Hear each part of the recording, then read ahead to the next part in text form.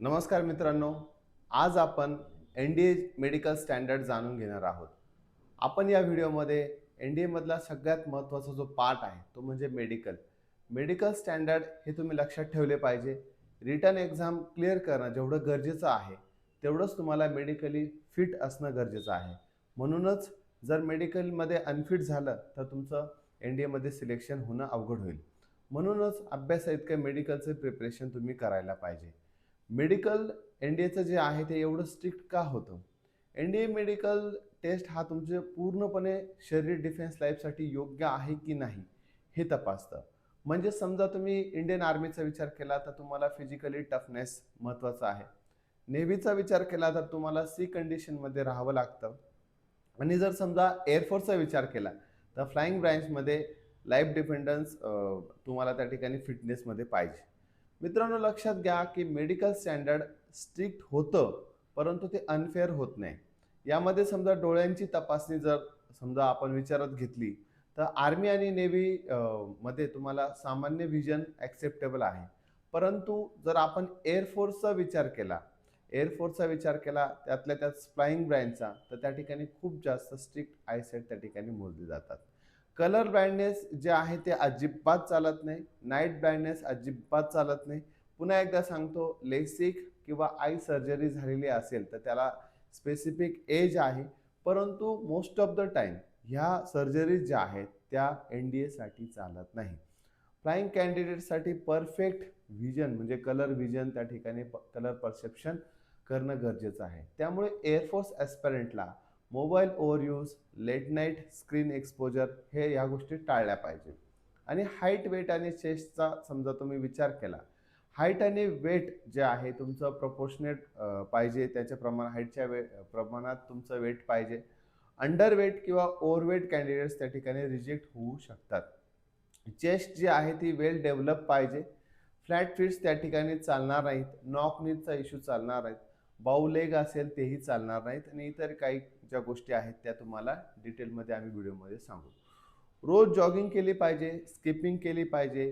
Posture correction exercises म्हणजे काय आहे की तुमचा पाठीचा कणा किती बेंड आहे याला सुद्धा एक मापदंड ठरलेला आहे.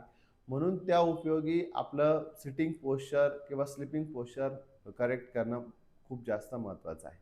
आपण जर डेंटल काउंट विचारलं की दातांची तपासणी जर विचारली, हा एक कॉमन रिजेक्शनचा एक भाग आहे. मिनिमम 14 डेंटल पॉइंट्स तुमच्याकडे त्या ठिकाणी पाहिजे. आणि सिव्हिअर कॅव्हिटीज, खूप जास्त कॅव्हिटीज असतील किंवा इन्फेक्टेड गम असेल, खूप गम चा इश्यू असेल तर त्या ठिकाणी चालत नाही. ब्रेसेस आणि जी तुमची ट्रीटमेंट चालते की दात पुढे घेतले, मागे घेतले, तर ती शक्यतो त्या ठिकाणी प्रॉब्लेमॅटिक ठरू शकते, परंतु काही कंडिशनमध्ये चालते. एन-डी ॲस्पिरंट्सने रेग्युलर डेंटल चेकअप करणं अत्यंत महत्त्वाचं आहे. आता सगळ्यात महत्त्वाची जी टेस्ट येते की इयर इयर, नोज आणि थ्रोट, तुमचा कान, नाक, घसा. हिअरिंग तुमचं नॉर्मल असायला पाहिजे. क्रोनिक इयर डिस्चार्ज म्हणजे तुमच्या कानातून पस येत असेल तर ते चालणार नाही. किंवा तुमचा जो इयर ड्रम आहे, कानाचा पडदा आहे, त्याला होल असेल तर तेही त्या ठिकाणी चालणार नाही. नॅसल इश्यूज म्हणजे नाकाचं जे हाड आहे ते तिरपत असेल तर त्या ठिकाणी तुमचं रिजेक्शनचे चान्सेस खूप जास्त आहेत. जर समजा परमनंट रिजेक्शन तुम्हाला कुठल्या गोष्टीमधून होऊ शकतं, जर समजा पहिली गोष्ट, जर समजा तुम्हाला अस्थमा असेल, दमा लागत असेल तर. दुसरी गोष्ट तुम्हाला हार्टचे डिसीज असतील तर. तिसरं हार्निया एक रिजेक्शनचं कारण ठरू शकतं. चौथी गोष्ट पाईल्स. त्यानंतर क्रोनिक किंवा पर्मनंट इलनेस असेल, तर यासारख्या गोष्टी, कलर ब्लाइंडनेस, नाईट ब्लाइंडनेस हे तुमचं पर्मनंट रिजेक्शनचं कारण ठरू शकतं. मेडिकल हिस्ट्री तुम्ही कधीही लपवू नका. ऑनेस्ट जे मॅटर असेल त्या ठिकाणी तुम्ही शेअर करा. मेडिकल आणि सायकोलॉजिकल फिटनेस हा जास्तीत जास्त महत्त्वाचा आहे. मेडिकल बोर्ड तुमचं कॉन्फिडन्स लेवल चेक करतं, तुमचं स्ट्रेस हँडलिंग चेक करतं, म्हणजे हार्टबीट त्या ठिकाणी चेक केले जातात. ओव्हरऑल तुमचं बिहेवियर चेक करतं आणि ऑब्झर्व्ह करत असतं. म्हणूनच मेडिकलला जाताना काम माइंडसेट, डिसिप्लिन बिहेवियर आणि रिस्पेक्टफुल ॲटिट्यूड त्या ठिकाणी ठेवणं खूप जास्त गरजेचं आहे. कॉमन मेडिकल रिजेक्शन जर जर आपण विचार केला तर पुअर आयसाइट्स एक रिजेक्शनचं कारण ठरू शकतं.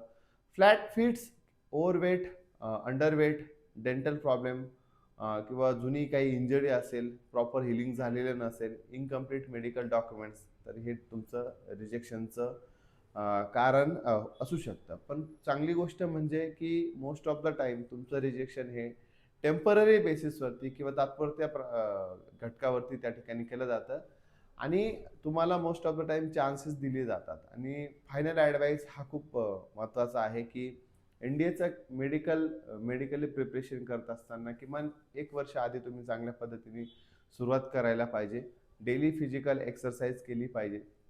बॅलन्स डाएट, त्यानंतर प्रॉपर स्लीप, नंतर आय केअर, डेंटल हायजीन, नंतर करेक्ट पोश्चर. एन-डी-ए मेडिकल तुम्हाला रिजेक्ट करण्यासाठी नाही, तर तुमचं फ्युचर ऑफिसरमध्ये लाईफ बनवण्यासाठी आहे. जर तुम्हाला मेडिकल स्टँडर्डबद्दल प्रॉपर गाईडन्स, अवेअरनेस किंवा राईट डायरेक्शन हवी असेल, तर द सक्सेस अकॅडमी नाशिक यांच्यासोबत तुम्ही संपर्क साधू शकतात. आमची जी मेडिकलची जी टीम आहे आणि आमचे जे मेंटर आहेत कर्नल संपत गोपालन सर, हे तुम्हाला नक्कीच त्या मेडिकल इश्यूजमधून काहीतरी गाईडन्स करतील आणि त्यातून तुमचा प्रॉब्लेम सॉल्व्ह करण्याचा प्रयत्न करतील. फिट बॉडी असेल, स्ट्रॉंग माइंड असेल आणि डिसिप्लिन लाईफ असेल तरच तुम्ही एन-डी-एमध्ये सक्सेसफुल होऊ शकता. हाच तुमचा एन-डी-एचा सक्सेसचा मंत्र आहे. जय हिंद, all the best future warriors.